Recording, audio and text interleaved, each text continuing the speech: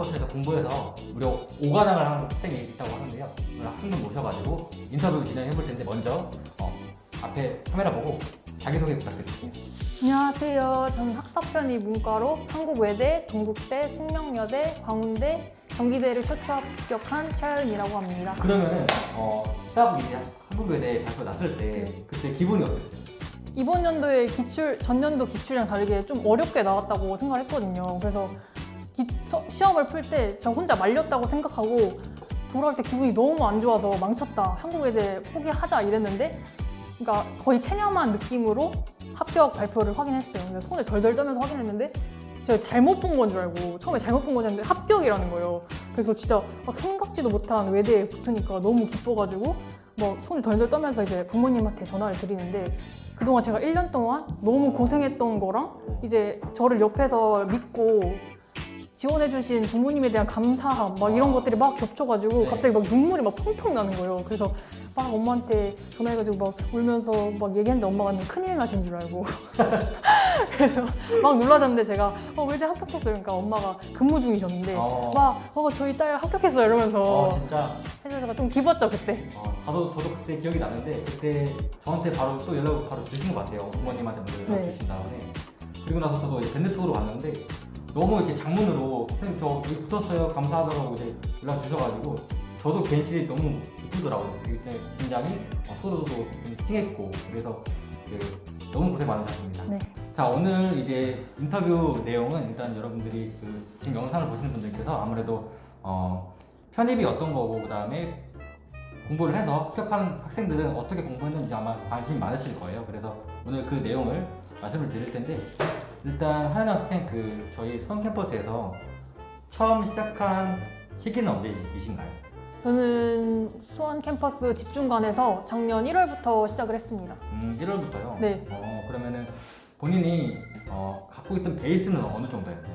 저는 수능을 5등급 받아서 거의 노베이스라고 생각하시면 좋을 것 같아요. 그러면은 이제 사실 학생들이 가장 궁금해할 만한 게 영어 공부를 어떻게 하셨는지 이야기를 해주시면 좋을 것 같은데 먼저 어휘 공부를 어떻게 하셨는지 간단하게 말씀 부탁드릴게요. 우선 어휘는 제가 1년 동안 가장 중요하게 생각하고 그리고 옆에 계신 담임쌤이었던 대철쌤의 도움을 가장 많이 받은 과목인데요. 우선 저는 하루에 기본적으로 400단어 이상은 외우려고 했고 그리고 어휘책은 한 권당 기본 5회독 이상은 하려고 노력했습니다. 그리고 그렇게 하신 것 같고 네. 그리고 사실 저희가 학원에서 보는 데일리 테스트가 있잖아요. 네. 그래서 저희가 이제 매일매일 보는 게 있는데 그건 또 많이 도움이 되셨나요? 저는 이것도 굉장히 강조하고 싶었는데 네. 데일리 테스트를 시간이 지날수록 안 보는 학생들이 굉장히 많거든요. 근데 저는 데일리 테스트 때문이라도 단어를 외우게 되는 그런 경향이 있어가지고 데일리 테스트는 꼭 보시는 걸 추천드리고 많이 틀려도 상관없어요. 그 틀린 단어를 그 후에 외우면 되기 때문에 외웠든 안 외웠든 일단 응시하는 걸 추천드립니다. 좋습니다. 그리고 이제 넘어가서 이제 문법 같은 경우는 어떻게 공부를 하셨던 거죠? 문법도 굉장히 중요하고 많은 학생들이 어려워하는 과목 중에 하나인데 저는 김현진 쌤이 개념을 굉장히 많이 자세하게 알려주셔서 도움이 많이 됐고 저는 시기별로 나눠보자면은 1월부터 5월까지는 문법 백지 복습을 굉장히 많이 했었어요. 오랜 시간 동안. 그리고 6월부터 한 10월까지는 많은 편머리나 많은 기출문제들을 통해서 문제들을 많이 풀면서 감을 익혔고 11월부터 시험이 끝날 때까지는 다시 문법을 혼자 복습하고 그동안 틀렸던 문제들을 다시 복기하고 이런 식으로 공부를 했었습니다. 그렇군요. 네. 그리고 다음 논리도 굉장히 어려운 영역 중에 하나인데 그건 어떻게 공부하셨을까요? 논리는 우선 수업 전에 예습으로 혼자 문제를 풀고 분석을 했고요. 수업 후 복습을 할 때는 이제 교수님의 분석 방법과 제 분석법을 비교를 하면서 어떻게 사고를 해야 되는지 익히는 시간을 많이 가졌던 것 같아요. 그리고 마지막으로 독해. 독해도 굉장히 중요한 과목인데 그러니까 논리랑 비슷하게 예습 복습을 했고 특히 수업 중에 어려웠던 문제들은 시간이 지나도 계속 복습을 하면서 제 것으로 만들었던 것 같아요. 그래서 복습이 어쨌든 굉장히 중요하다. 네, 예습 복습. 그런 말씀을 해주신 것 같고 그러면은 한 선생님이 본인이 느꼈을 때 수원 캠퍼스만의 장점이 있다면 어떤 게 있을까요? 우선 수원역 바로 앞에 있어서 접근성이 굉장히 좋기 때문에 경기도권 학생들한테 굉장히 좋은 선택지가 될 수 있는 것 같고 또 김영 플러스관 같은 경우에는 소수정예이기 때문에 학원 시설을 굉장히 쾌적하게 이용할 수 있잖아요. 그래서 그게 장점인 것 같습니다. 그리고 제가 담임이라서 아는데 그 원래 한 학생이 새벽반에 있다가 저희 그리고 중간쯤에 한 8월쯤이었죠. 네. 그때쯤에 이제 저희 모의고사 10% 안에 들어야만 들어올 수 있는 블랙반에 들어오셨잖아요. 네. 그래서 그때 면학 분위기는 어땠는지 이야기해 주시면 새벽반 같은 경우에도 공부를 굉장히 열심히 하는 분들이 많았지만 중간에 들어간 블랙반 같은 경우에는 아무래도 10% 이내다 보니까 사람들이 적게 모일 수밖에 없잖아요. 그래서 그 소수의 분위기에서 공부를 진짜 엄청 열심히 하는 사람들만 모였기 때문에 저도 더 경각심을 가질 수 있었고 하반기에 굉장히 멘탈이 많이 무너지기 마련인데 저도 그 분위기에서 굉장히 긴장해서 더 열심히 공부를 할 수 있었던 것 같아요. 그 사실 공부를 하다 보면은 누구나 슬럼프가 올 때가 있잖아요. 이게 한학 본인도 왔을 텐데 네.